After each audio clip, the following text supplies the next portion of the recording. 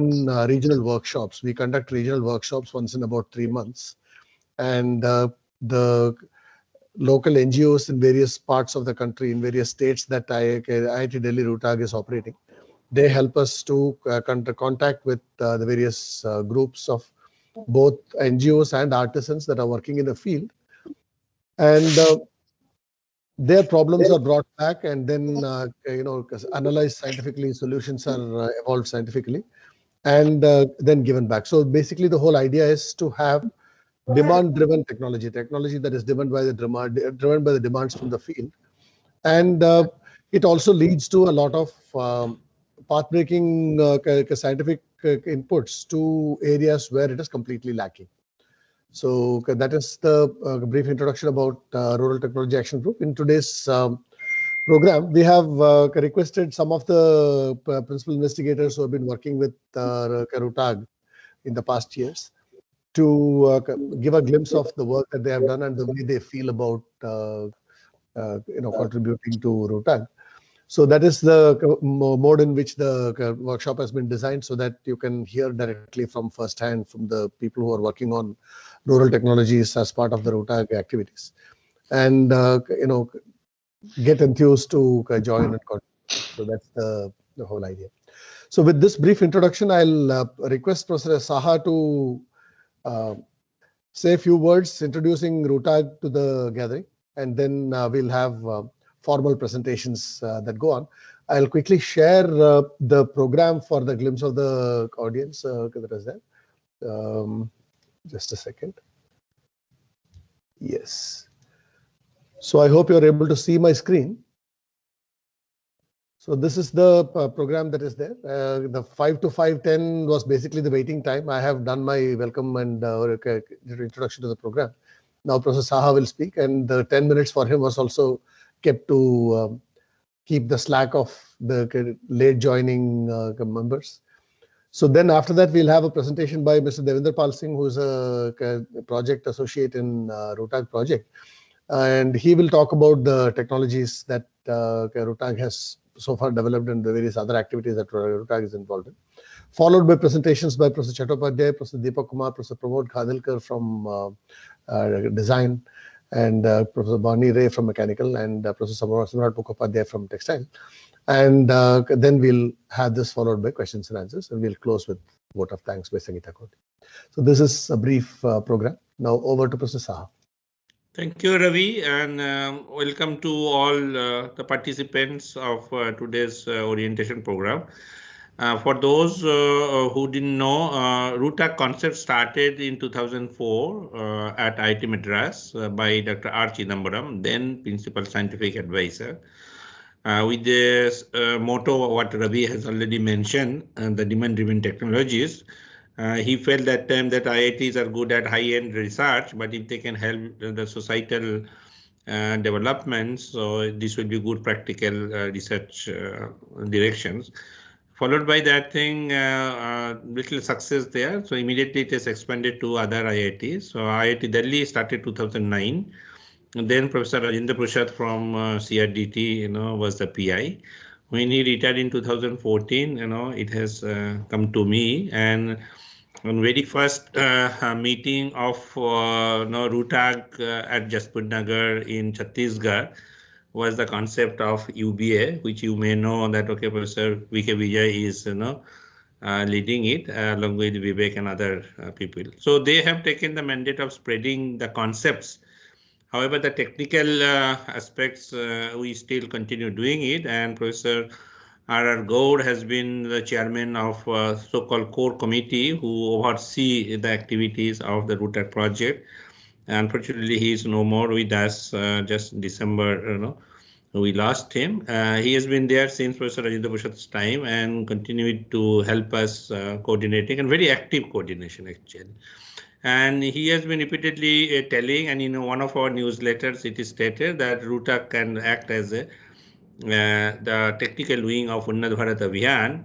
And fortunately, Professor Dr. R. Chidambaram, who was the PSA at that time, the originator of RUTAG, he is presently the chairman board of governors IIT Delhi, and also the subject expert committee's chairman of Unnat Bharat Abhiyan. So there is a good synergy coming up. So we are continuing with our technical work, and we would seek our faculty help. Of course, students are helping whatever capacity they have. And I can tell you why I am there in RUTAC. So because I'm able to connect my mind, which if I call it an engineering mind, with the society, and I call it engineering, connecting engineering minds with the society, and that gives me an immense pleasure. And my research related to research publication, I would say, related to RUTAC comes on the first page of Google, whereas my traditional research of robot dynamics comes in the 10th page of my Google. So that's my satisfaction, and I'm continuing doing it. So I'll be eager listening to the other PIs who have worked with RUTAC, and later on the question and answer session I will be extremely eagerly waiting for. Thank you, Ravi, and pass on to you. Yeah, thank you, Kasubir. And now we can actually move on to the program as we have scheduled. So I'll invite Mr. Devendra Pal Singh to make a short presentation about whatever activities RUTAC has been involved in for the benefit of the members who are not aware. Devendra Pal Singh. Yeah, namaskar everyone. As Professor Saha and Professor Ravi has already acquainted everyone how RUTAC started and how we are taking problems through the grassroots and how it is helping the poor and rural marginal people. And as Professor Saha mentioned that, and Professor Ravi, that it is already there in 7 IITs, and all are catering to their nearby states. And so I would move directly to how RUTAC is doing interventions, and one thing is intervention, and then what was the state of the technology before the intervention. And I will give you 2 or 3 examples. So moving on, these are our few technologies which are ready for dissemination. And first one is Tulsi Mala device, and second one is straddle pump. Third is bullock driven tractor sheep shearing device, animal driven gearbox, water level measuring device, Bengal making furnace, LPG fired potters clean, batasha making. So I'll take two examples because of the short time, and I will show you that we take these problems, as Professor Ravi and Professor Saar told, that by conducting 2 to 3 times in a year workshops with the networks of NGO, which have a very good reputation, and because these NGOs are very good in at the grassroots, but they don't have that technical know-how in how to do interventions. So this is how to reach the grassroots, we collaborate with these NGOs and sit one-to-one with the artisans, farmers, and whosoever are the stakeholders. So this is one of our hot selling product in since RUTAC is selling product through FIT. So this was the initial condition. I will show you the video. Like this was the condition in which these artisans used to hold and run it to track. And there was a lot of ergonomically satisfying. What we did, we provided Devendra, yeah. when you show the videos, you can switch off the audio of the video so that your voice is coming. Otherwise, your voice is not coming. Sure, sir. So now we show you that what we did. Play the video, Ashish. So we provided like to make it more ergonomically viable.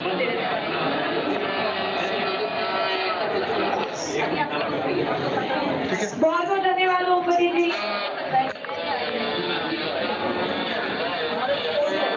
अभी तक हमने सिर्फ माला देखी थी, लेकिन आज से बना not much, but still it has improved a lot. And over the time, RUTAC also have done a lot of improvements in intervented these products.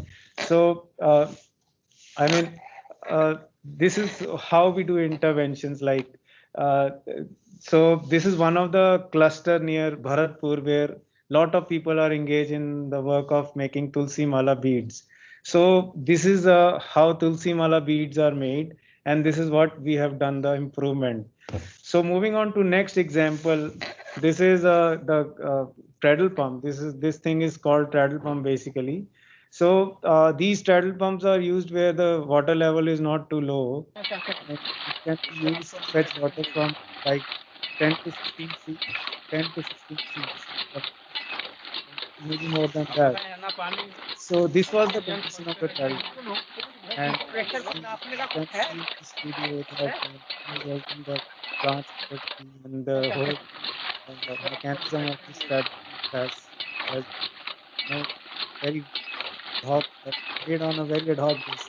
So we did some intervention, we provided support, and these rather than these cylinders made with the sheet, we used pipes and so on. Then we felt that these parts should be available at the village level. So what we did, uh, we introduced a new model which is actually made using the spare parts from plumbing and hand pump spare parts. So this model is quite acceptable model, and it can be we have installed it in various places in Karnataka, and so on. So this can be used in fetching water from the pond, etc. And one of our PhD student also installed it. IIT's PhD student installed it in his home. The very uh, right photograph which you can see. So on, this is the bullock-driven tractor in which they were facing a problem related to lifting of tines. So we installed a mechanism which is wire rope winch mechanism, and installed a seat so that to improve the ergonomics and to improve the comfort. बस छोड़ दो So moving on माहिर बंदे हो the projects, this is also a very interesting project in which we have developed an indigenous sheep sharing device which is available at a very low cost in comparison with the uh, in comparison to the imported one. So you can have a glimpse of it, that how this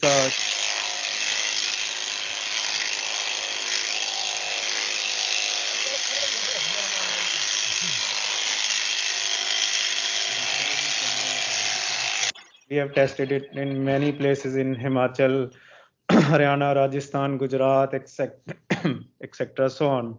So this is also one of the interesting project. There are few clusters of bangle making clusters, glass bangle making clusters near Bharatpur, Rajasthan, and they have been living a very harsh life, and they have been working under very harsh and brutal working environment in which they have to sit around 16 people has to sit around uh, the furnace in which the inside temperature of furnace is around 1200 degrees centigrade. So so this is how you can have a glimpse that these glass bangles are made, and in a single go. Why they are distinct from the Firozabad bangle? Because they don't have any and they find it as in their production and so on. So we have improved this furnace after lots and lots of iterations and installed two models, and still we are working on it, and a new model, more improved model will be installed same village in a different village with different cluster in coming time. So earlier, now there is very less radiation they can touch. When we installed it, you can keep on touching this furnace, see that how it is possible. नहीं जैसे और दूसरा चीज जैसे यहाँ पे आप वो Introducing the chimney. So we worked on seating arrangement and so on. So is with the ground low cost groundwater measuring device. A lot of NGOs are working in collecting data for government, and they have made their ad hoc device. So we we made a very robust device and we tested in Chirala and other clusters and so on. We helped this standardizing this gearbox, which can be used for fetching groundwater by connecting it with screw pump, and then you can use this gearbox. Bullock application is there, and it can be used for chaff cutting, atta chakki, paddy thresher, etc. So moving very fast, I'm short of time, so there are still lot of improvements and ongoing projects are going on. So we are still working on Tulsi Mala bead, but we are introducing this time the new machine which can make a bigger size beads. So work is still going on. And stone dust prevention, Professor Bhani Ray might be throwing a light on it with her presentation. So Bhilwa seed decorticator is there. These are very harmful. The the the the nectar from these Bilwa seed is very harmful. When it touches the skin, it burns the skin. So we are trying to introduce a device in which to lessen the human contact. Then there is a coconut tree climber project in which safety is the major aspect, and you know uh, developing the self confidence in the people that they don't hesitate in using tree climber. Then we are working on making a miniaturized or some kind of a carding machine which might be helpful in one of the cluster in Gujarat. So there is tawa making process. We are improving tawa making process of a cluster in Rajasthan. Then vermicompost units for urban areas, as well as that Vaishno Devi Trust. And then there is a street sizing, then there is a mound based irrigation system. So these are the ongoing projects. So Rootag also sell it products. You can connect through our website and buy Rootag products. So far we have sold Tulsi Mala machine, straddle pump, bullock driven tractor, BDT, sheep shearing devices, etc. in these places throughout India. So Lutrag has also collaborated with EPICS. This is a program that is run in Purdue University, and they also solve community problems. Since 2017, Rutag is jointly working with EPICS at Purdue and trying to solve a community or rural problems. They call it community, we call it rural. Also, Shaw Global Innovation Lab at Purdue has expressed their willingness to jointly solve the community problems. So to inspire, same the inspiration orientation is going on to inspire people. Professor Shah introduced this Rootag club, just similar to other clubs in IIT, and there is a lot of student ever since its conception are coming and joining this club, and they do all kinds of things. I mean, from research to going to villages and going to fabrication and making prototypes, etc. Also, Rootag has, started an internship program in which 16 students successfully completed internship program during COVID, and from NIT Durgapur. And also there is again multi-institutional internship program for 24 students have participated in this from 5 institutions in which Rootag is already, we are already working. So those who are looking forward that you can't publish in rural projects, we have a strongly Professor Shah has a very strong inclination towards that, and he introduced this international conference which took place at IIT Delhi in 2018 and in 2020 in IIT Madras, and the proceedings were published in Spinger, and we have a compendium of 52 technologies which are available at from all the Rootag centers, 7 Rootag centers at different IITs. We have made a compendium and it is available at our website. So these are the glimpse of the publication. We are also introduced, Professor Saha have introduced a multi-language newsletter, which we publish twice in a year. So, so on, and students also enjoy a lot of fun activities in RUTAG while they are on trips and so on. So thank you, everyone. This is in a brief about RUTAG. Thank you. Thank you, Devender Pal. You actually ran through a marathon in 5 minutes. Thank you very much. Now I'll invite our project PIs that have worked over with. to Professor Ravi. Yes. Sir, your voice is. My voice is not coming There clearly. is some issue with the microphone. Is it audible now? I can hear. Okay. Is it audible? Others? Yeah, I can hear. Okay, good. So thank you, Devender, for marathon presentation completed in 5 minutes. So he ran a marathon in a sprint. Now I would like to invite Professor Ravi Chattopadhyay to share his experience with RUTAG and make his presentation. Professor Chattopadhyay. Yes, okay. Thank you. So, I am from the textile department and quite senior now. You can, those who can see me, you can see my gray hairs. It really indicates that, yes, I spent a lot of time in this institute. So now, and there was a time when one of my ex-professor who has already retired, in a way, actually inspired me, I can say motivate me to take up some activity related to the rural sector. So the textile, there is one MSME, the Government of India, that ministry is there, and under that, the KVIC, Khadi and Village Industries Commission, which is there.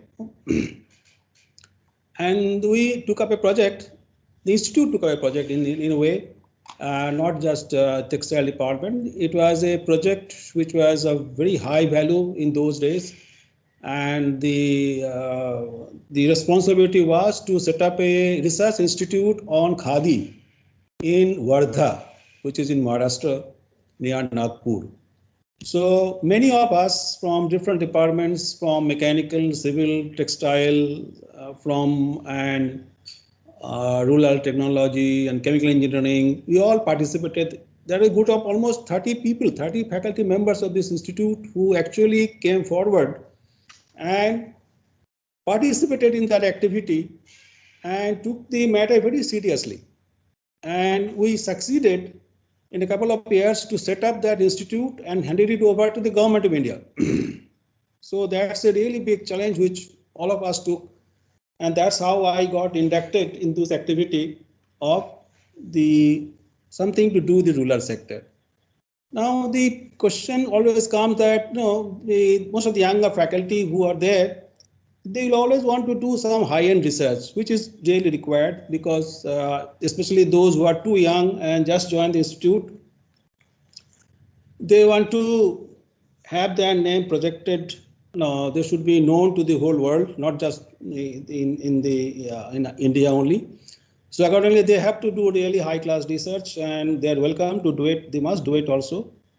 At the same time, a time will come in your life as you spend time in IIT, when some questions sometimes will arise in your mind. That is what I am doing for the downtrodden of the downtrodden of this country. That is, when this question comes, because ultimately most of us, those who are coming to this profession, they are little sensitive people, no? So we have some feeling for others, a feeling for those who are at the bottom of the pyramid. Now, when this question arises in your mind, at some point of time, it will come to all of us, actually, as you grow old, and it will be coming more and more, that whatever I have done, maybe I have already published 10 papers or 50 papers in different research journals. Already I have established myself as a as a good faculty or as a good researcher in the context of India, in the context of the world, people know me, everything is fine. But then how much I'm contributing to the people who are at the bottom of the pyramid in this country. Now, when you start really pondering over this, then you feel that whether they really have done something or not. I have produced many papers, I've produced many students, I've guided so many PhDs, everything is fine. And that's what everybody, all of us should do also. At the same time, this question, when it comes, then sometime probably some of us will feel that we have not done enough. And this will really, keep on biting you. And then you may feel that, or you may get really motivated to do something for these people. And when you really come across with such people as we travel throughout the country, you will see that the condition in which the people live. And therefore, sometimes this question will always come, what to do, what can I do for them? Fortunately, RUTAG is there in IIT, which will give you a platform to work for them. Earlier, it was not there. So even if somebody wanted to do something, there was no really avenue to do anything. So since the RUTAG has started, and it has started not only in this IIT, in other IITs also, so therefore there's a platform available, especially for the younger faculty, to do something for them. And fortunately, we have Professor Ravi, Professor S.K. Saha. These people are extremely friendly and extremely cooperative, and they always are willing to actually take you on board and extend all sort of facilities, whatever is required to do something for these people. So that's a great advantage for the present generation faculty. That is something available for you. And I will say that you take this opportunity, that you may start right at the beginning. There's no point in waiting too much. You do whatever other high-end research you want to do, but if you can spare to start with 10% of your time or 15% of the time to do something for them. And there are some willing, even BTech students are there.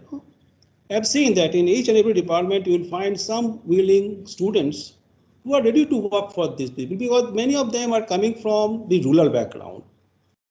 And some of them are coming there for farmers' sons, some of them are coming from some other backgrounds. And they also have a strong feel for their brethren who are working in the fields or in other different areas. And therefore, we can really take the opportunity to take those boys and girls with us and do something for the people of the country who are really actually looking for something for us. We have to always remember that everybody is paying taxes, including those people who are in the villages also. Well, the indirect taxes they may be paying also, and is the taxpayers' money which is coming to us finally, and therefore we also owe a responsibility to do something for them. And since I don't want to spend too much of time, the platform is available. The students are available with you. BTech, MTech, PhD students also sometimes they are also available. Even Professor Saha has guided a student in the rural area developing a carpet loom, who was a PhD student in this department, even mechanical engineering department. So there are willing students which are there. Platform is there. Facilities are there. Only thing that you have to take the initiative and contribute some time to work for these people. And I hope that such kind of interaction that we are having today will go a long way in taking some of you at least to participate in this RUTAG activity. With this, I close. Thank you all. Thank you very much, Professor Chattopadhyay. That was quite an encouraging exposition that you gave, starting from the history in which how you got engaged with rural activities and how exciting it is to you. So thank you very much. That was quite inspiring. Okay. Next, I would request Professor Deepak Kumar from Center for Automotive Research and Tribology to make his presentation. Deepak Kumar.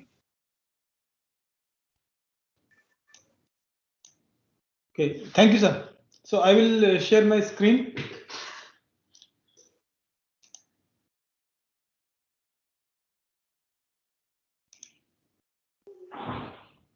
So can you see my screen? Yes, it is visible. So good evening to all of you. So first of all, I would like to thank Professor and Professor Ravi who introduced me to this RUTAG activities.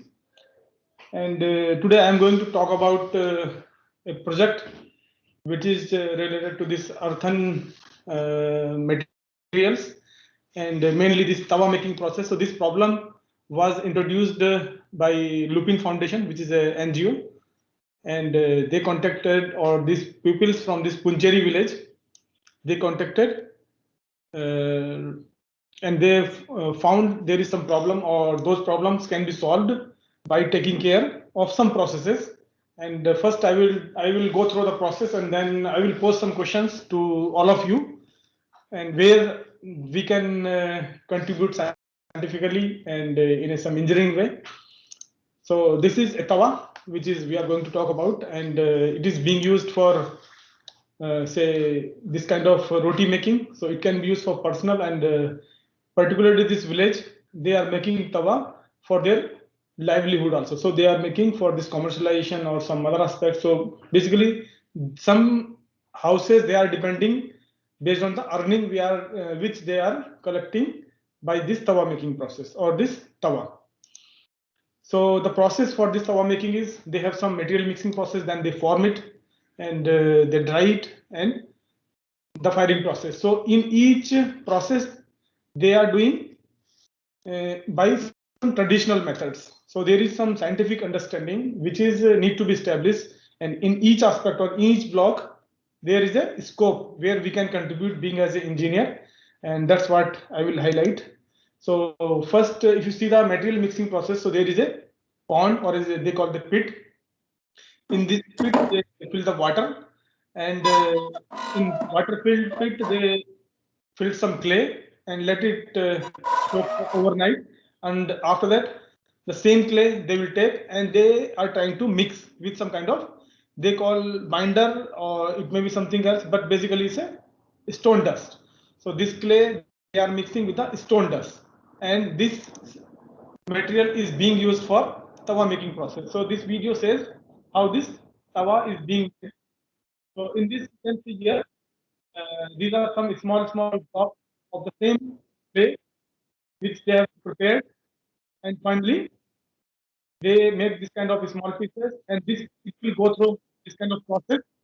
You can see how this lady is doing so expert in making this tawa, and she will create this nice edge textures just by hand itself. So you can see how she is taking care of. Should not stick to the. So you can consider this bottom portion is a kind of die.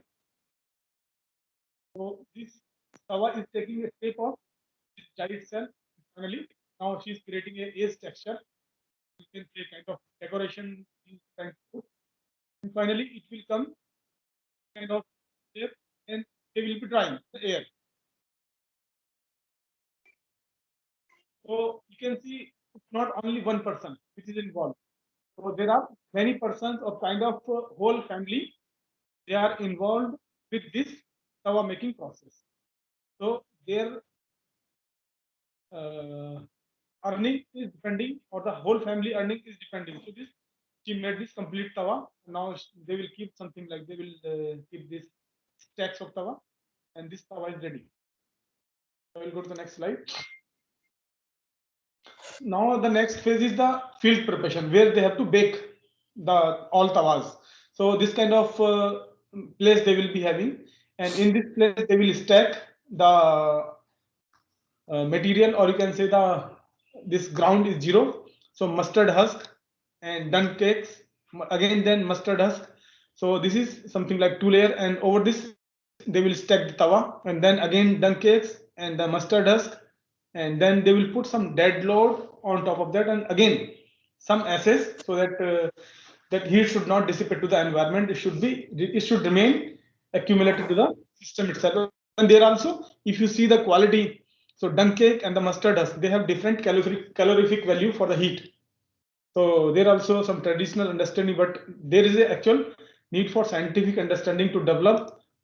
So this Professor Ravi, some students, they try to do some energy audit.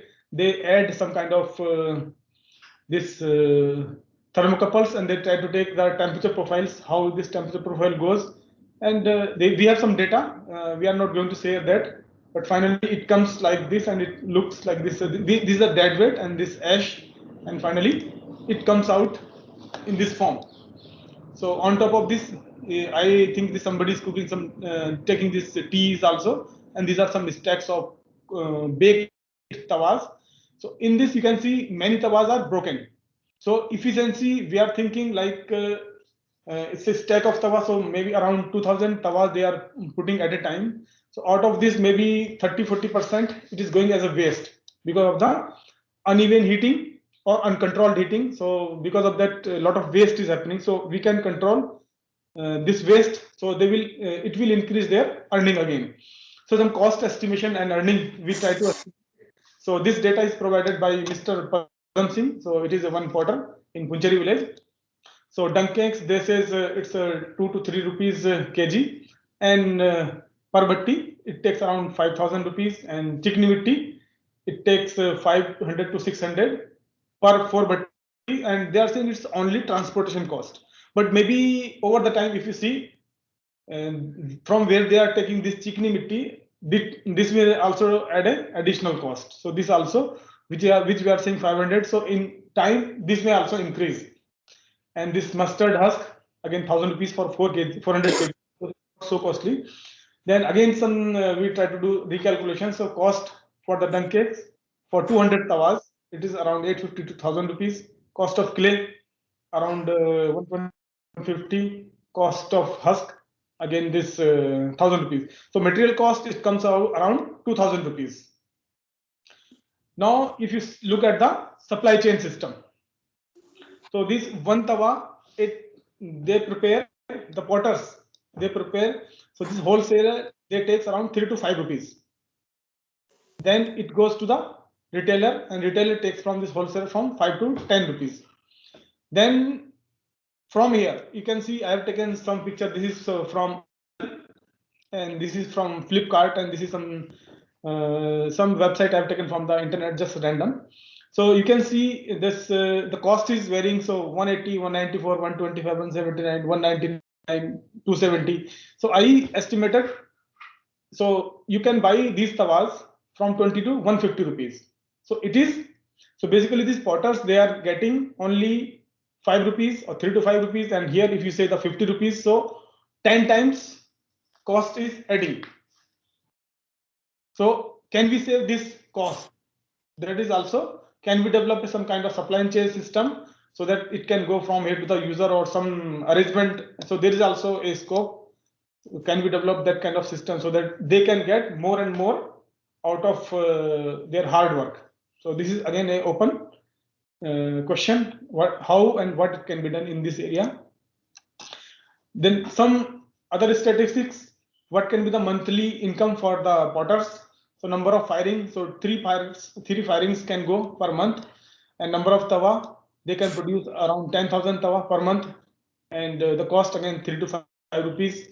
So if you go through this all process of rough calculation, so earning, it comes per person 7,000 to 14,000 rupees.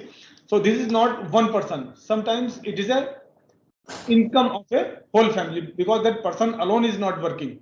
So their whole family is working. So you can say this around 10,000 rupees per family income, so which is quite low. So here is a scope, or actually where we have to consider in what ways we can try to put our understanding so that their earning can be increased. So users of this kind of tawas, so in Rajasthan there are a list of villages: Karoli, Hindon, and Doa, Alwar. So there are a list of villages where this tawa is being used, and in Haryana, Rewari and Palwal, and some villages in UP also, Govardhan, Mathura, Agra, and in Delhi also you can find this tawa. That sometimes at red light, and in specified areas also you can buy these tawas. So these are the users. So what is next? Whether the science and engineering can be applied to here. So I try to explore many things from the internet. So it says this tawa is a mineral, non-toxic, and free from lead and pesticides. So which is like nowadays we are very much concerned about this. And other advantage of these tawais, they are 100% biodegradable.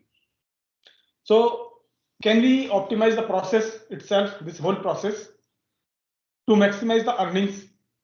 And I was reading somewhere the advertisement from these tawa selling website. They were claiming they are healthy and nutritious food making pots.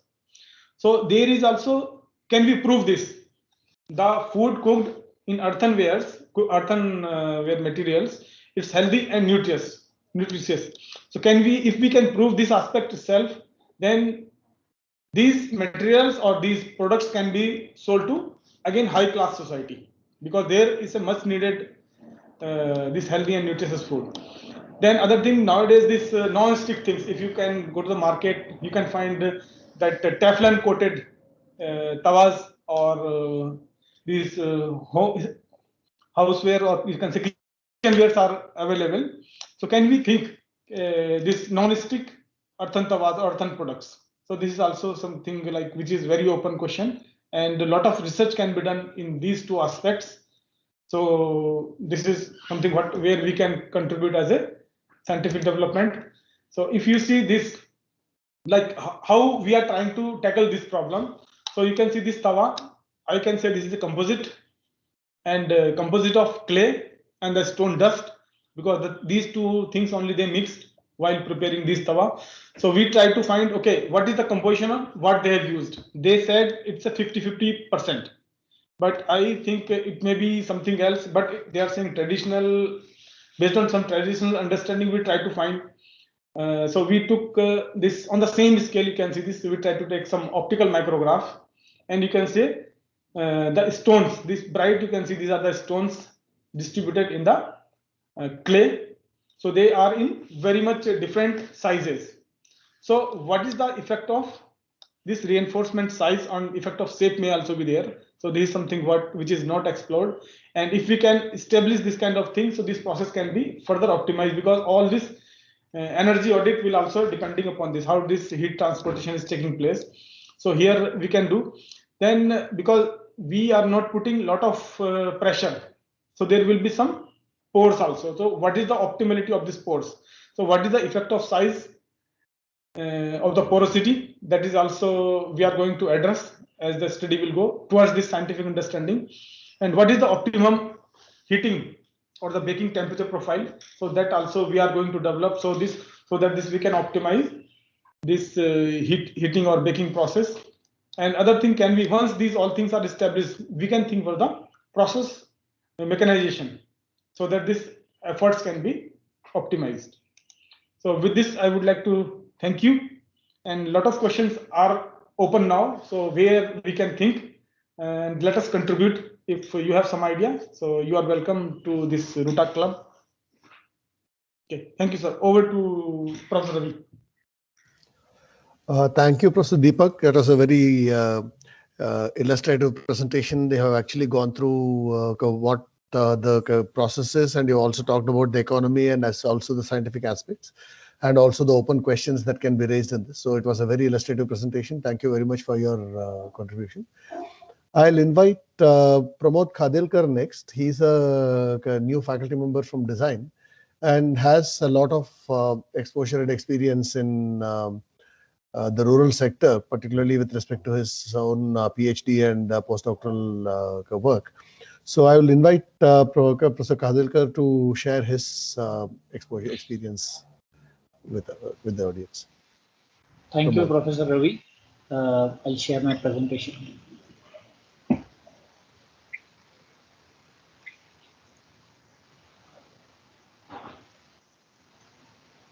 Can you see the screen?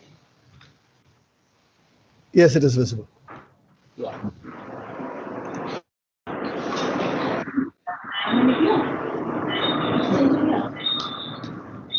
Is it full screen now?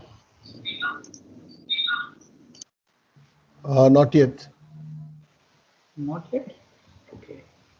Should I have made it full screen? Yeah, just a moment. I think I know last time I have to share my whole screen. I think desktop.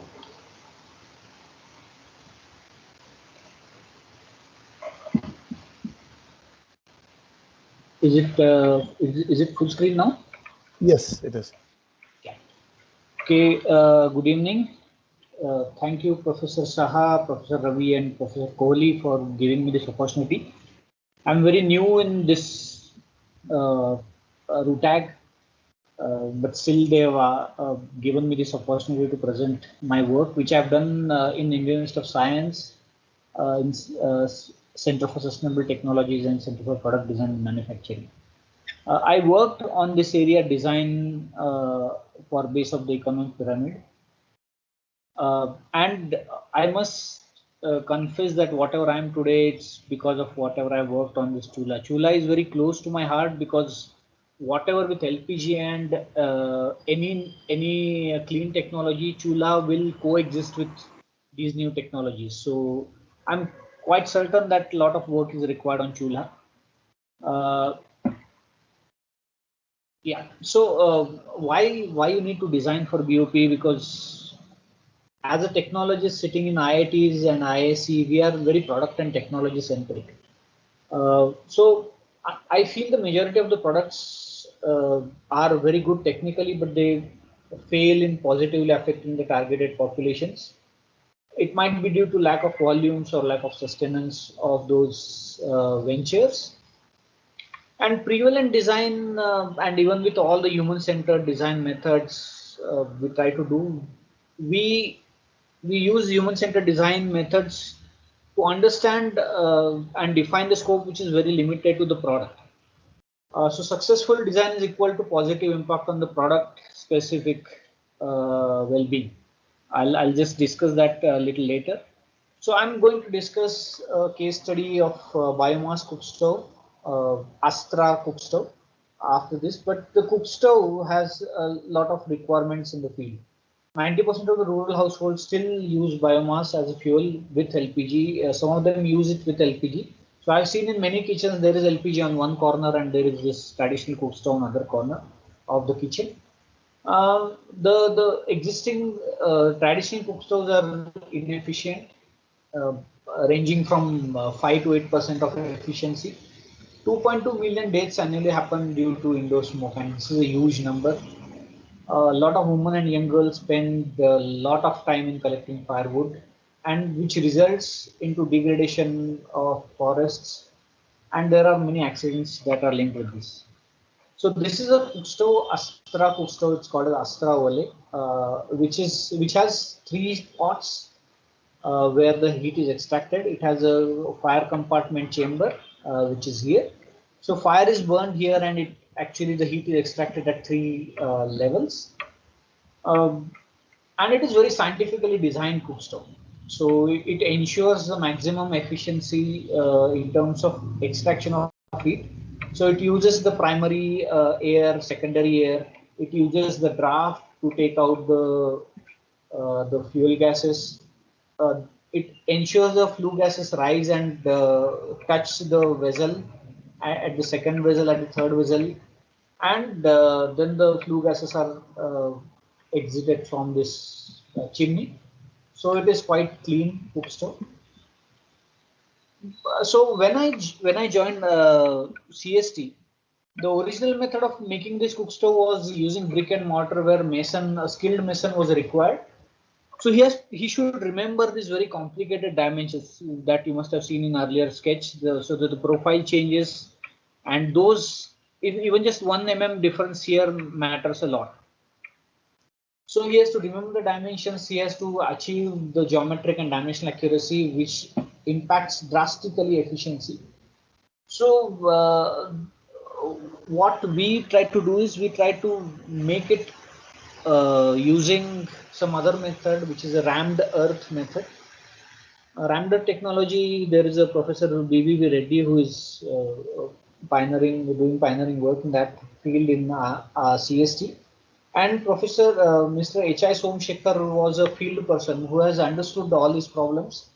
And this problem was very evident because the earlier government funding had stopped. So the earlier projects were 1.5 lakh cook stoves to be made.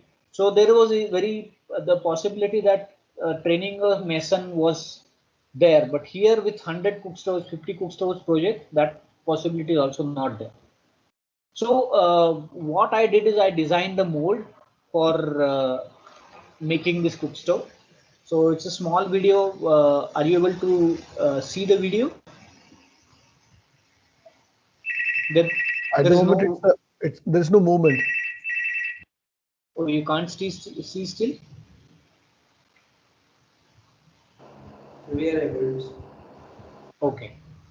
Yeah. So it has 2-3 tiers of kind of mold, very collapsible walls with which you can remove and make a very intricate shape of the walls. And still achieve the geometric consistency of what are required, and it is a very strong monolithic structure. So the life is much more with relatively lesser cost, and it is de-skilled, so that all the dimensions are ingrained already in the mold. So very complicated mold or the process was possible. At the same time, if you see here, there is this a top plate which you see in cement. This is a primary grade. This was a very well designed mold for which we applied a patent, and we got the patent. It cost it is under process still. The cost is close to 12,000 rupees, so we can make easily 150-250 stoves using one mold. And so the cost per stove is 80 rupees. And I was very happy with this. I was thinking, yes, I have designed a very good mold. It can do everything that you can expect from this mold. So it had so many parts in it. At the same time, I spent a lot of effort in understanding manufacturability of the mold. So if you see here, there are initially I thought of 45-degree angles and all, but then later I realized that making those 45-degree angles in a small village is very difficult. I wanted this stove to be made in a small village. At the same time, now in this house, the chimney will come at this location, but in some other house, chimney might be here because the roof girders might be at different location.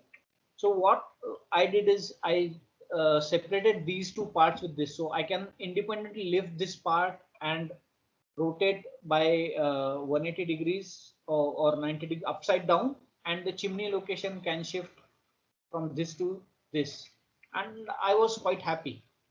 And then I made a separate mold for this top plate also, and everything was working really fine. But when I went to the ground realities, when we were there, when big bosses were there, they were providing a separate vehicle for transporting that mold, and it was all well. But as soon as the big bosses left, the field people were left to do what this person is doing. On two-wheeler, he has to carry that big mold with so many parts. And I realized that it is a success, because we could sell 300 stoves at cost of 2,200 rupees, which has never happened in history of us CST, because it is always given for free or very, very subsidized rate. But the ground staff was struggling a lot. So I thought that it is success in that manner that we are able to sell the stove and it is working really well. It is in use after 2 years, but it's a failure because I have not understood the challenges the stakeholder faces. So then I stopped being in love with my old design, and I said, essentially what I need is only this. Everything else can be secured from the local place. So I reduced that whole mold to these two things so that it could be carried on two-wheeler very easily. So now what I did is, in every location there are these bricks which are easily available. So those bricks are used as a outer walls that actually helped to reduce the distance from the wall, because there used to be outer wall here which used to be filled afterwards. Now this mold, this cavity is something which is required. At the same time, in relation to this cavity, the three vessels locations. So here I'm demonstrating this in the field, working with the people, trying to understand what are the challenges, and we could solve the problem. And the 12,000 mold now costs around 800 rupees, 900 rupees, including both the top mold and this mold. And everything is made in C2 now. So this top mold had top plate, which you can see in concrete, had to be made earlier separately and to be carried on the vehicle, which again adds to this kind of situation. But now it is made on C2, and it actually brings a lot of structural stability. So what I realized is this is the outcome. This is again the outcome of my research. It is published in a very good journal, Design Issues.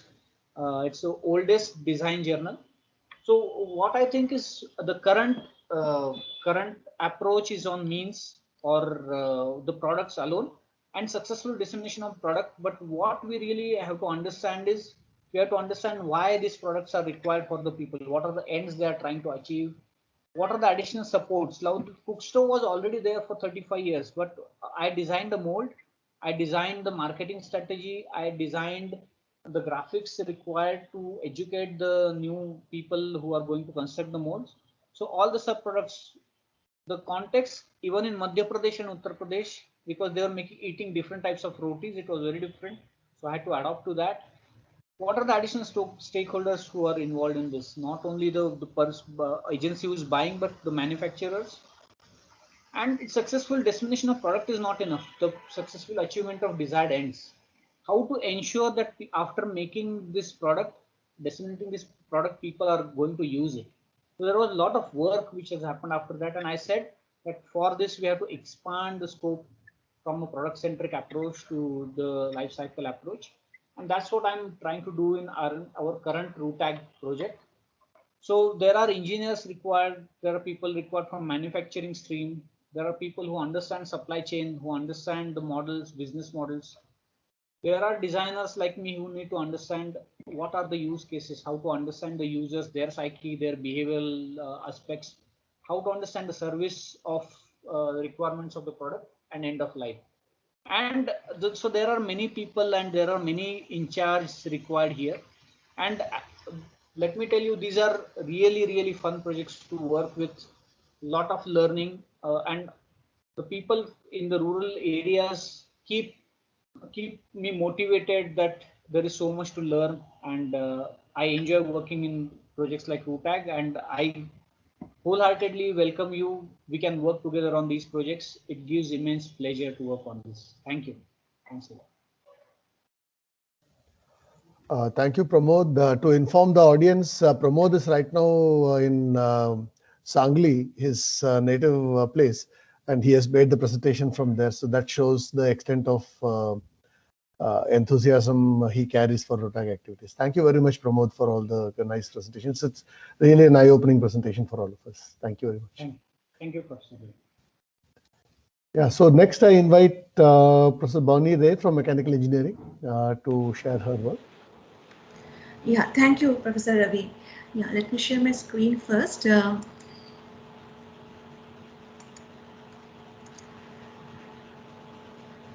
Okay, so I hope it's visible. Yes, it is visible. Okay, yeah. Good evening, everyone. So myself, Dr. Bonnie Ray, and Another PI who is working on this topic is Dr. Debabrata Dasgupta, who is not here today with us. He is on leave. So we are working on this prevention of stone dust inhalation for stone carvers at Bharatpur, Rajasthan. So how this project came to our view was, again, when we joined mechanical engineering in 2017, when I joined. So Professor Saha was the head of the department at that time.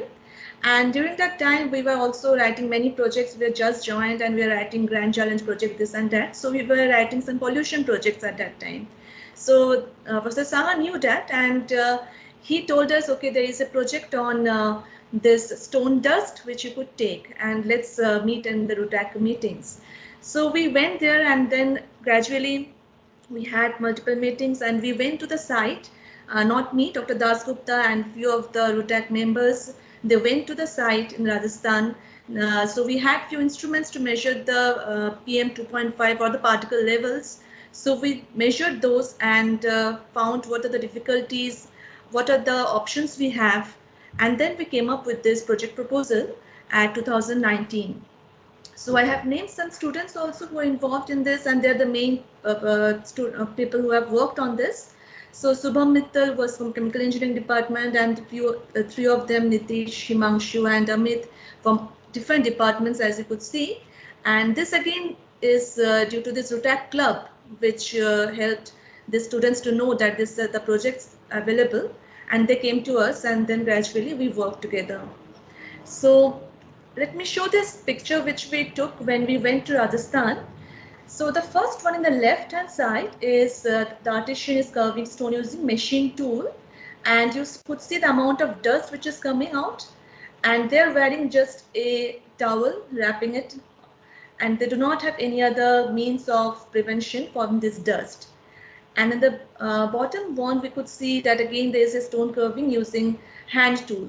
So here the amount of dust is not that high, as you could see, but again he is not wearing anything, any marks or anything. But yes, it is outdoors, so it feels like that the effect may be less. But the reality is that most of the person who are working there, they have this disease called the silicosis. So this is a disease which is caused due to the sandstone inhalation, and it is a respiratory ailment. And the government even gives them ₹2 lakhs for to these artisans to prevent this thing, because they're working on this environment. So they get this kind of compensation. And the main persons who work there, like the main contractor, they give them the marks. But again, the marks, they use it once, and it get blocked, and they do not use it again. They get so when we discussed with them, they said that the marks is given to us, but we do not want to wear it because it gets blocked very quickly, and we get suffocated. So few things they were using is, they were using sometimes some water spray, and for that the amount of dust which was coming out was less. But again, if it is in a open environment like the pictures which I showed you, they may not have the water provision there. Water provision there, as well as since it is in Rajasthan, as you see, so obviously water is not that much available as well. So these are the few challenges which we had in before us, that marks cannot be used. So actually the good thing was, when we went to the visit, this the students who made this NASO filter, they also went with us at that time to think and to see that whether their NASO filters could help them. But again, when we came back, they were also said, no, this cannot help them, because they do not want to wear masks. And again, they get this compensation of 2 lakhs also, so they do not mind getting silicosis. That is the kind of thought of those persons. So the challenges which we had now was that we cannot give them marks, and we do not have much water supply.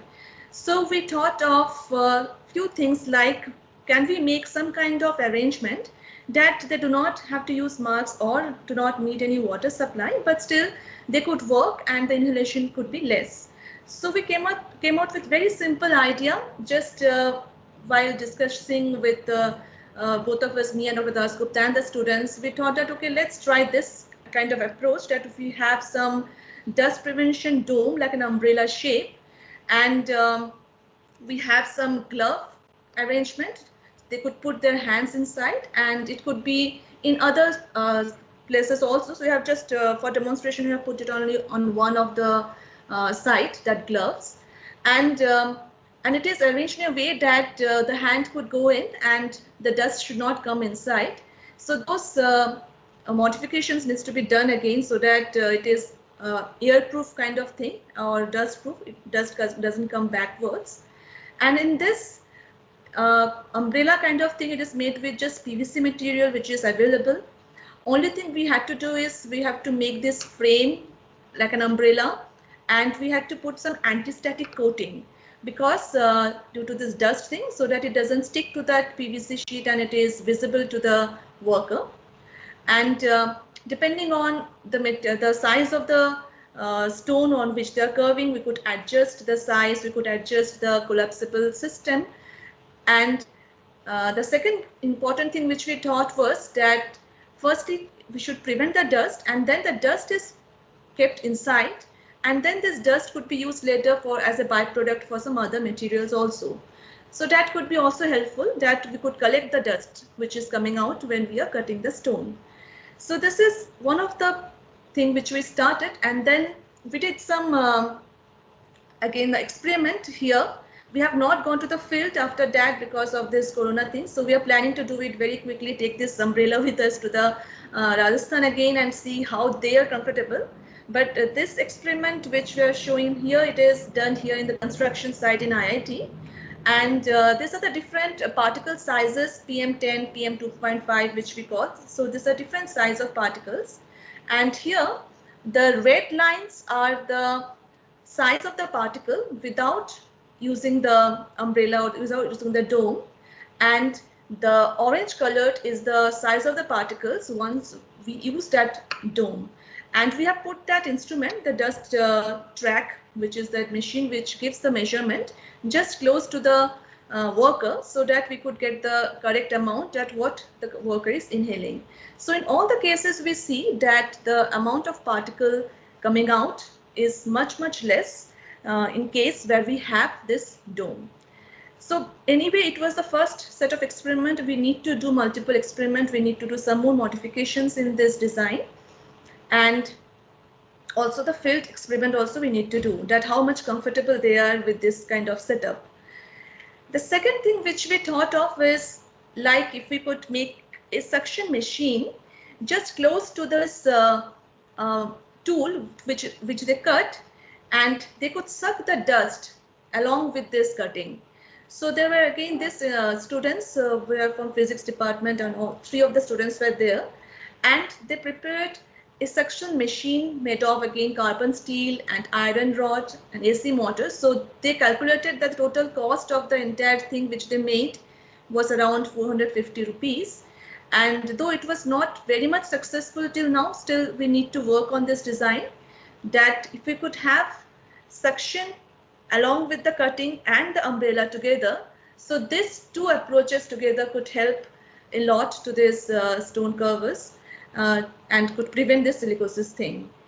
Yeah, so I will end my talk. So this is the status till now. So we need to do some more modifications into this, and also we need to do the field experiments to see how much successful we are. Yeah, thank you. Thank you. Thank you, Bonnie, for sharing this nice piece of work. And it's actually going to go a long way in saving a lot of lives in Rajasthan if you can actually put this in the field. Yes, thank yes, you very true. much. Now I'll invite Professor Samrat Mukhopadhyay to make his presentation. We actually have slipped in time a little bit. We are now running about 10 minutes late as compared to the original schedule. I'll invite Professor Samrat Mukhopadhyay for his presentation.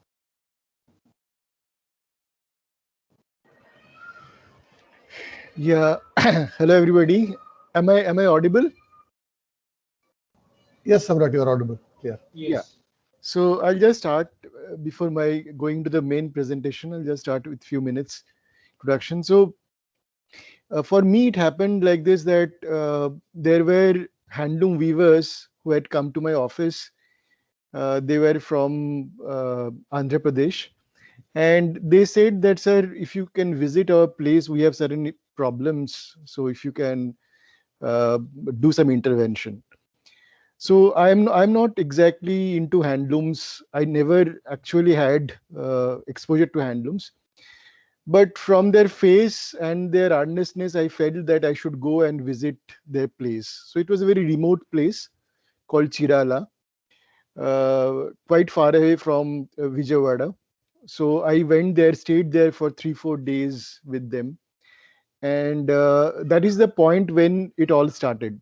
So handloom, if I can just give you a brief introduction, that handloom, many people have an idea that handloom only means the weaving part of the loom. But as a textile person, let me say, or let me apprise all of you that it consists of a series of almost 20 operations, out of which one is only the loom part.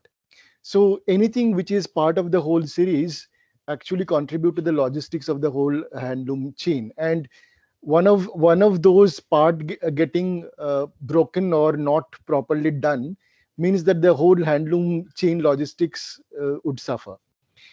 So one of the process in this whole supply chain is called sizing, which is basically applying uh, a paste on the yarns, the longitudinal yarns, because those yarns are subjected to a kind of cyclic stress and they need to be very strong in the process.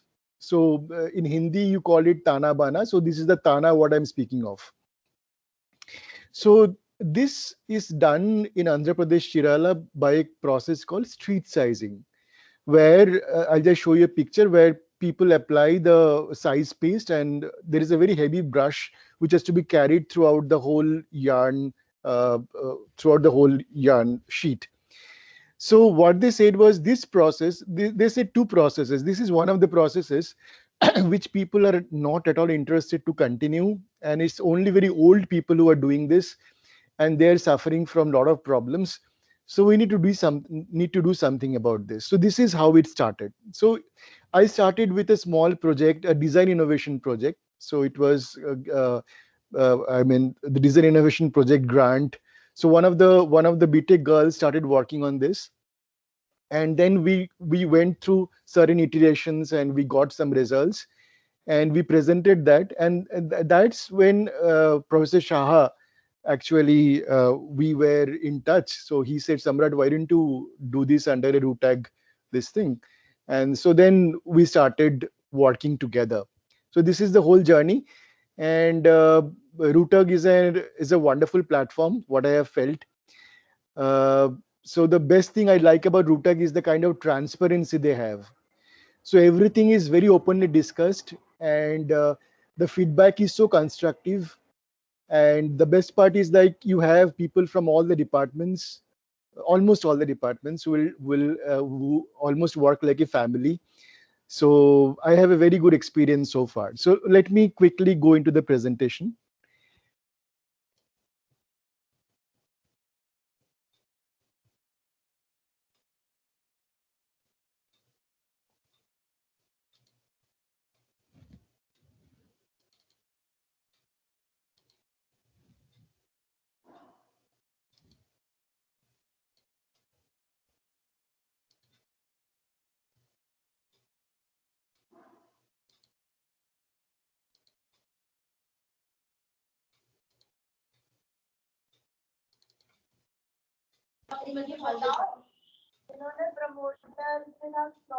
I don't know why it is not coming. Just You have to do the desk. Share the desktop. yeah,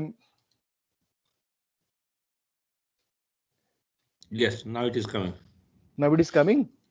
Can you Yes, see now you the? can see it. Yes. Okay. So I actually work with various handloom sectors throughout the country. So this is one of the problems which I'm handling, and this is jointly with RUTAG. So this is the process of street sizing. As you can see that this is the brush which they have to carry it after they spray the sizing paste. So then what we thought was, like, why can't we do it in a cyclic process where this warp thread is wound upon some winding roller. And the initial prototypes were so this is a very quick overview that there are more than 30,000 weavers, and it's around 100 crore annual turnover. So as I said, the weakest link in productivity is the street sizing. So it's a coating of a viscous liquid, and it's repetitive, underpaid, and very low productivity. So then we thought of, let me go first to this was like the prototype what we had developed earlier with the student who was working with me.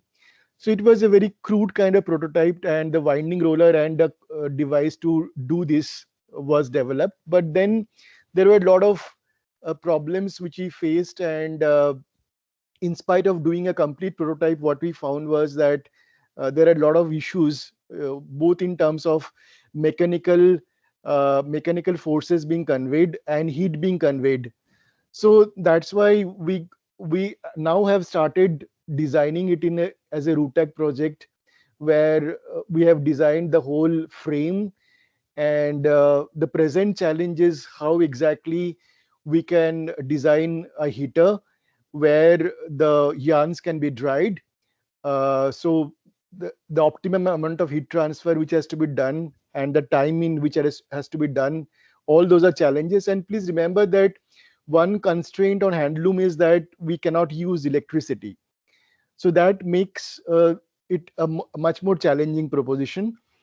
And the third part of the challenge is like there would be 1 or 2 persons who would be actually driving the winding wheel. So the forces which has to be generated has to be conveyed throughout the warp sheet, which is also not a very easy process. So the whole thing has to be operated from the winding wheel perspective. So these are the 3 most important challenges. So we have done a basic design, and the fabrication has already started. It's almost, if I am correct, almost 50% done.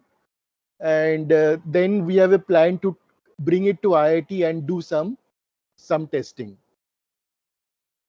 So this was demonstrated in the open house, and as others were saying that this was also part of one of the papers in the RUTAG, the Rural Technology Development and Delivery series. So yeah, so this was briefly from what was my side, but I'll just like to end with two things which I learned working with this sector. One is that problems which look simple are often much more complicated. So I have worked with problems where computer science, electrical engineer faculties have also been involved. So what they said in one go is like, Samrat, I felt it to be very simple, but in reality it is very complicated. Some of the best CGPA BTech students have worked with me, and they have also admitted the same thing.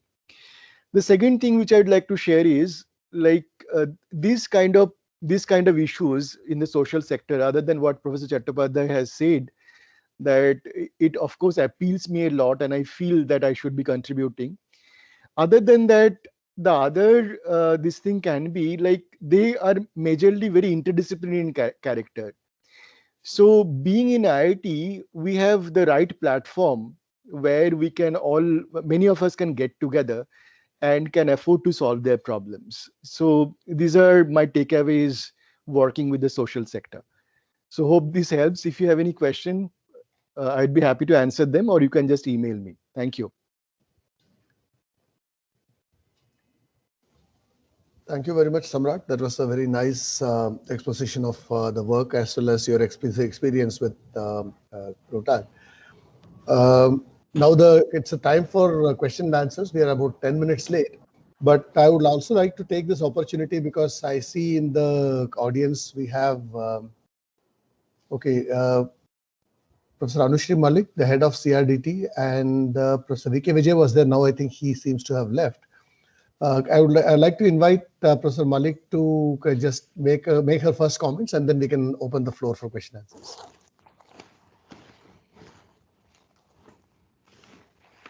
Thank you, Professor Ravi. I could attend some of the presentations, last 3-4 presentations.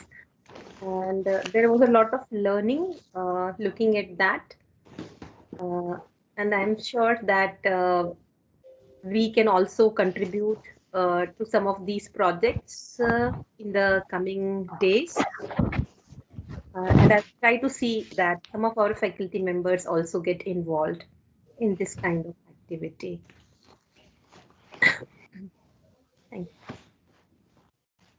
Thank you very much, Professor Malik. It was quite encouraging, and we would actually look forward to a lot of cooperation and collaboration with CRDT faculty in RUTAG activity. It was actually started in CRDT, and we would like to have CRDT involved in a larger way. So now the floor is open for questions and answers and any comments and discussions. So those who would like to say something, I would request you to raise your virtual hand, and then we can have, maybe we can do, if with all your permission, maybe with we will take the next 5 to 10 minutes on question and answers and comments, and then we can conclude the session.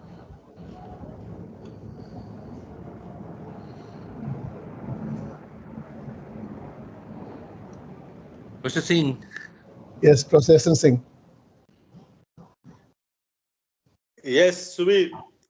Soon, Rao. So we have this course again. Oh, great. By the, yeah. So we need you to give a talk one day.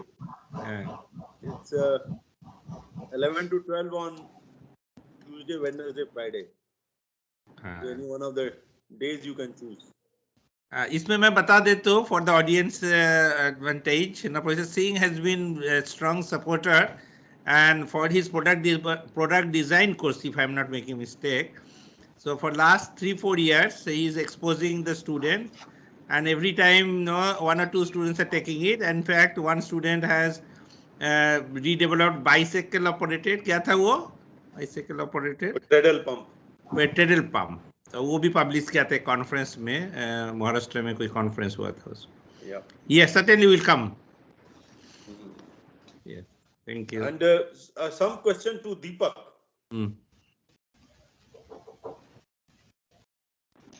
Yes, sir. यार ये तवा जो है, हाँ sir, ये किस temperature पे crack होता है?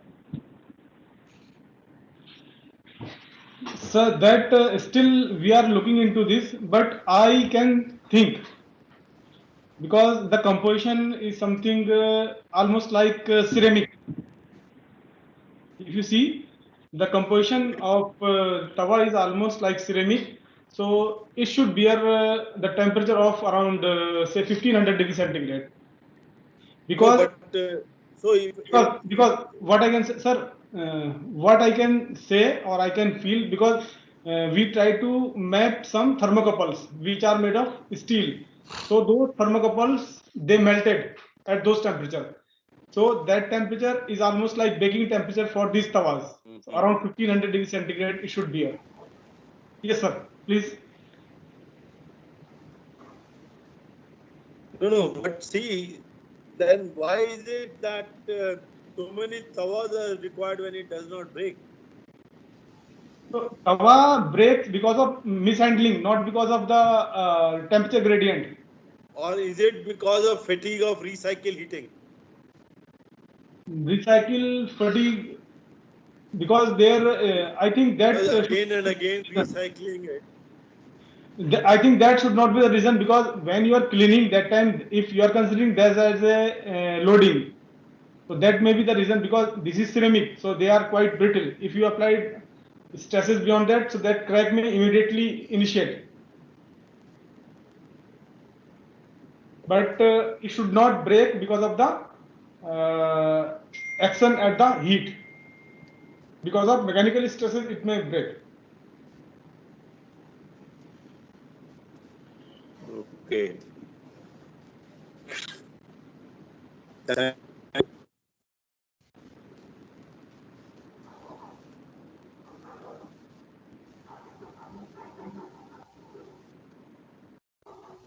Any other comments, questions?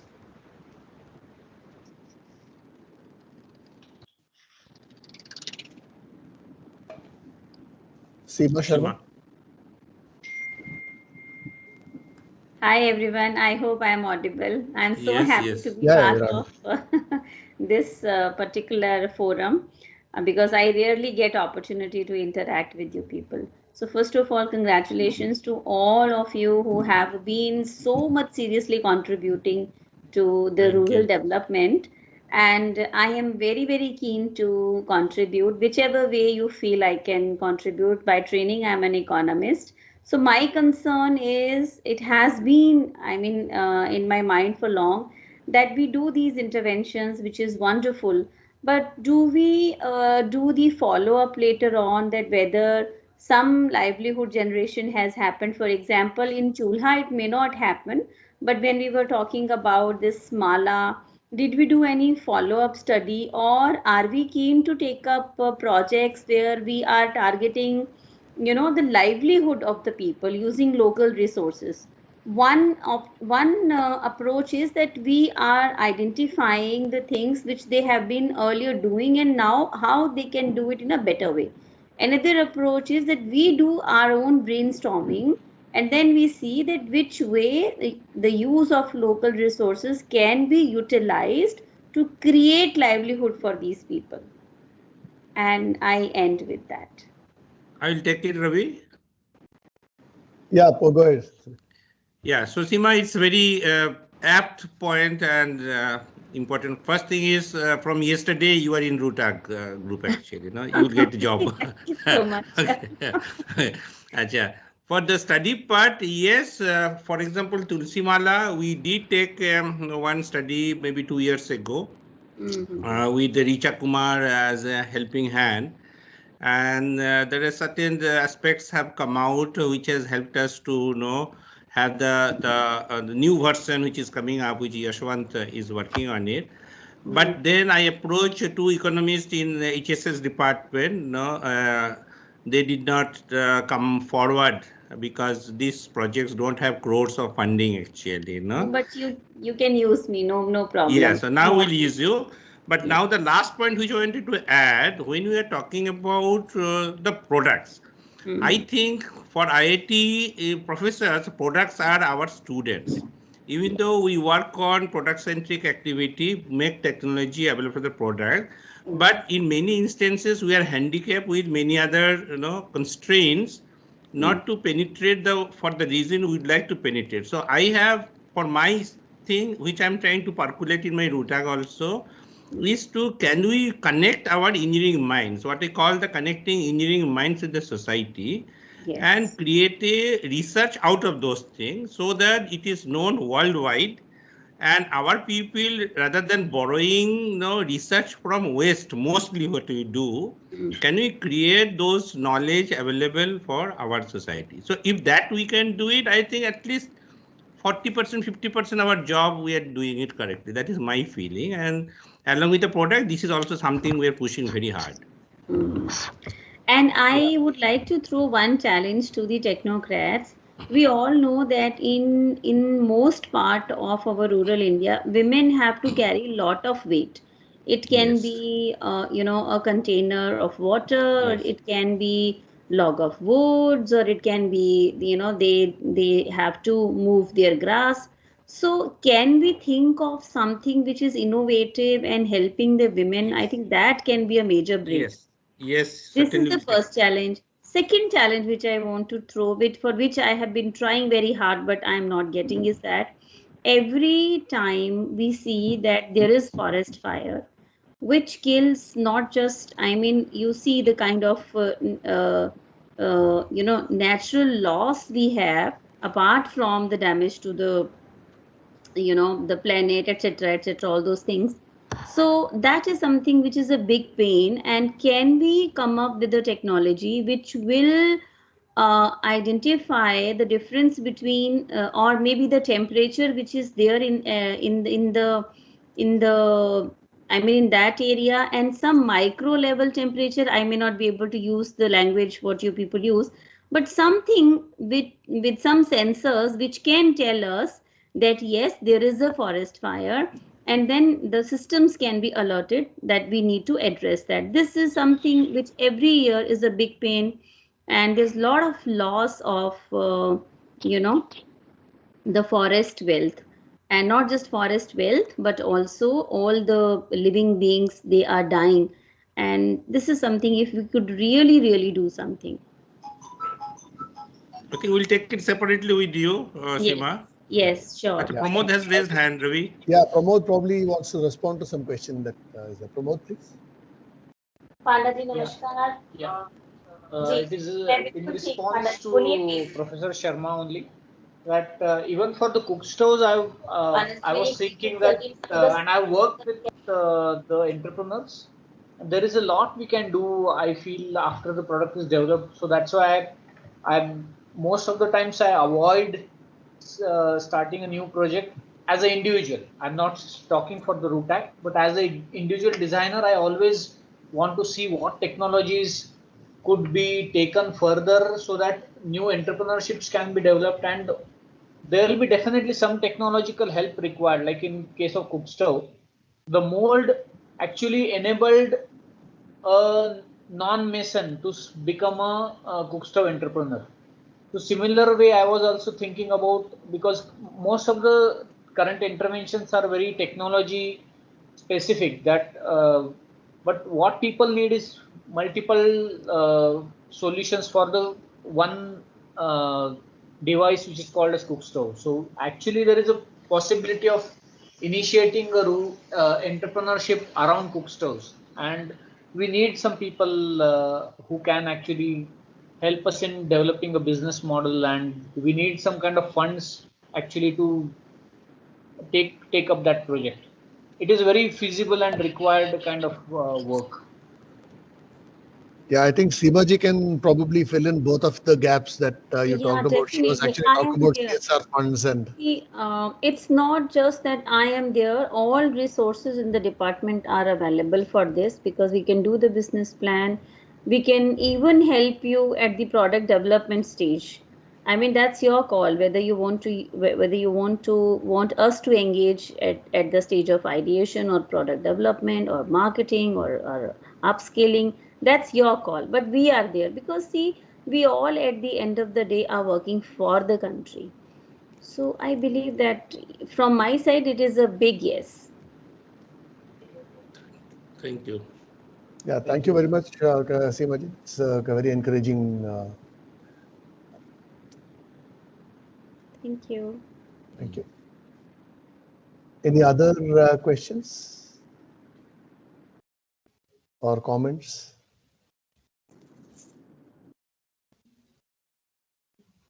So if there's nothing else, then with big thanks to everyone, I would like to invite Sangeeta to propose a vote of thanks.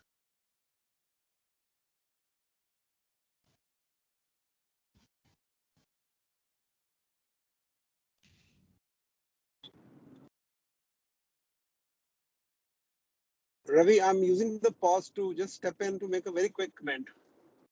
Yeah, please. Thank you. So, listening to the conversation, actually, I was driving all this while, but I wanted to listen on, and fortunately, the network was good, and whatever platform you used worked very well. So, what I find as an opportunity is that in the West, there is a lot of value for handicrafts. Yeah. And I'm wondering if, with Seema stepping in and the marketing part coming up, can we find a conduit for the artisans finding a market which really increases their income multifold? Just Sure. want to leave an idea. Thank you. Actually, I was also thinking about that, but then I controlled myself because this is the forum where we are talking about the development of the technologies. But that is also a great idea to enhance the livelihood in the rural areas using local resources. And so let's connect on that offline, and sure, we can probably ideate, as you said, and then.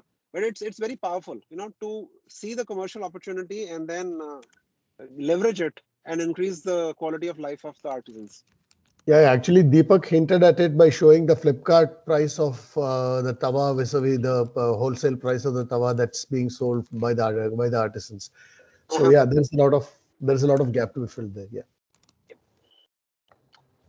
Thank you, Bhupinder. Thank you. Thank you. Thank you, dear. Yeah, over to Sangeeta.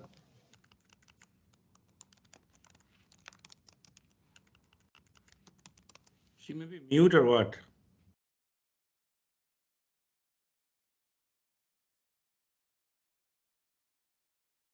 Sangeeta को तो दिख ही नहीं रहा. Sangeeta seems to have Hello, audio. am I audible? Now audible. Yeah. Am I audible now? Yes, There's yes. some loose contact problem. Yeah, I think the contact was loose. But Rutaxer lose मत करना So actually. नहीं contact loose होगा तो उसको जोड़ लेंगे ना फिर. That is idea. ठीक है. Okay, go ahead. Yeah, so I would say that it was really a delight to set up presentations and also basically see so many people join and actually participate in the orientation program. So I think this has been the first orientation program faculty of this kind we have had, which Professor Saha had initiated. I think this has been for the first time we've had it online, and it is really nice to see so many people join and actually show interest. So, so just to quickly recollect a few points, I thought because there was a lot of presentations which happened. So things which I particularly have been carrying with me for a long time, and I thought I'll also take this opportunity to share those 2-3 points. Is number one, something which strikes, it hits me very hard when Professor Saha again and again reminds us that there are people in the West who are actually solving our problems in remote areas. And that is something which actually hits hard at my self-esteem. That what is it that I am doing as an engineer, as a trained, qualified person? What am I doing to address the problems of my country? Sometimes our own people go abroad and then they come back to solve those problems from there with affiliation from the West, whereas we are not really paying attention to those problems. So I think it's something which at least hits me very hard. So maybe it will make an impact on many of us. Second thing which I have been feeling from my own experience, and something which many people echoed when they made their presentations, is that the problems associated with the rural sector are not trivial. In fact, more often than not, they have greater challenges even from technical perspective, because you are looking for a solution which has to be low cost and it has to basically be acceptable to the people. So it has to be a very elegant solution which satisfied several criteria. So this is also something which I found that, for example, the Chula problem is probably 4 to 5 decades old for the researchers. People started working in this area 4 to 5 decades back. But even today, even though we do have some chulas in the market, and as Pramod mentioned, the problem is far from being solved. Even when we are working on it, we realize that we keep hitting roadblocks now and then, simply because the challenges are very complex. So when we as intellectuals also, when we want to solve challenging problems, because that is where the satisfaction lies, I think here is the domain where which is calling us, and we can actually address those challenges. And once we have moved on that path, as many people have said, the satisfaction that we get is definitely unmatched. It is the publication of even 100 papers is not a match to the kind of satisfaction that we can get with that kind of contribution. And another thing which I want to say is that we really look forward to participation from many of you, so that we can have a much larger group, much more interdisciplinary, and people can work in teams to address problems which are more complex. So sometimes it becomes a chicken and egg problem, because we are a small group even now. sometimes it seems that we have not been able to make an impact, and hence many people are not really seeing RUTAG as a very attractive option. But I think if more of you join in, and if we are able to expand the base, then it'll automatically have a positive feedback, and we will be able to make much greater impact.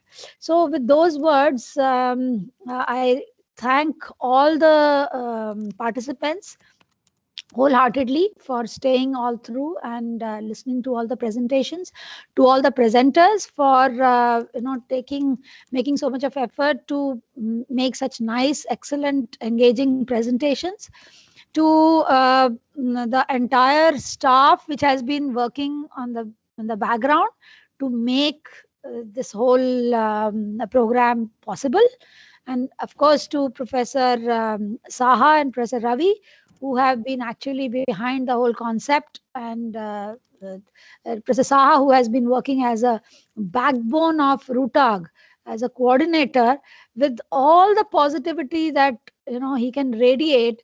There is, the moment we come close to him, we will be able to, at least, even if we receive a part of it, I'm sure we can't help being a part of this. बोलने दो मुझे मौका मिला है तो बोलने दो.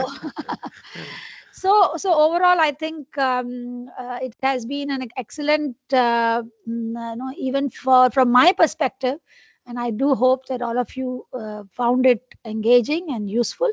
And we do look forward to,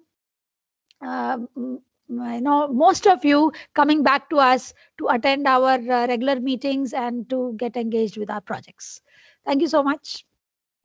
Yeah, those who would like to contribute for RUTAG, kindly write to us in the email ID. Rajkumar, can you put the email ID in the chat box so that they can write? Or you can write to me, you can write to Professor Saha.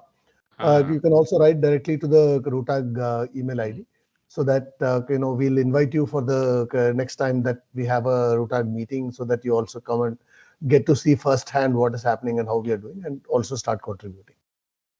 Yeah, we have monthly meetings to discuss, and then of course once in a while we have a core committee meeting, and this if you liked it today, we'll continue in the next semester also.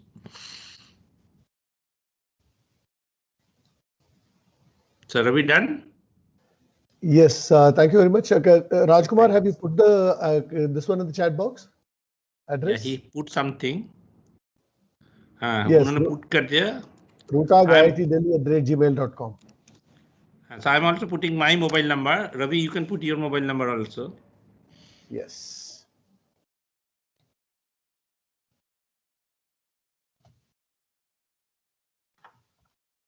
Yeah.